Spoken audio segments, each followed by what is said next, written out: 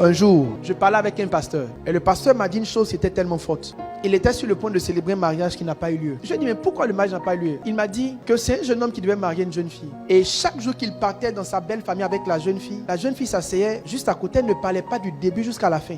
Et il dit, il était là, il a regardé la soeur, il s'est dit dans son cœur, si c'est comme ça, elle se comporte maintenant, quand on sera mariés demain, mes parents ne pourront pas entrer chez nous. Il a dit à la fille, dit, parce que tu ne ris pas avec les gens que j'aime, je vais ne pas aller là avec toi, parce que tu vas me rendre malheureux. Et il a dit au pasteur, c'est un signe qui me montre qu'elle n'est pas hospitalière, je pourrais m'arrêter ici. Vous savez, quand vous êtes jeune, vous aimez être sur les talons et faire les dangereuses. Mais à un moment donné, vous devez laisser ce faux orgueil là pour devenir des humains. Pour comprendre que c'est important pour un homme de savoir que la personne que j'ai mariée va mettre à l'aise tous ceux qui étaient avec moi avant qu'elle ne vienne. Vous entrez dans la vie d'une personne, c'est pas vous faire sortir de sa vie toutes les personnes qui étaient. Un homme a dit on ne marie jamais une personne seule. Quand vous mariez quelqu'un, vous mariez ses parents et vous mariez ses amis. Il y a des femmes chez qui quand tu rentres ton cœur bat.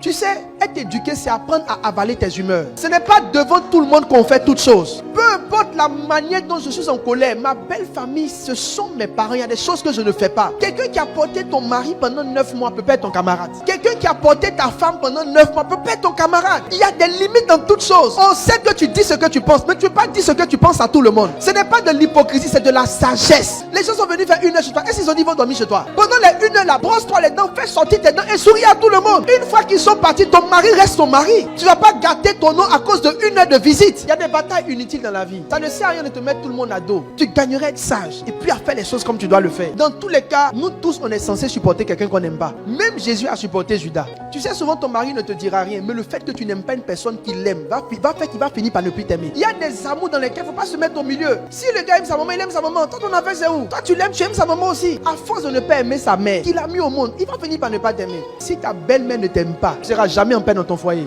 Le lien de sang est très fort. Si je devais me marier, le conseil que je donnerais à un frère, marie une femme qui est chaleureuse.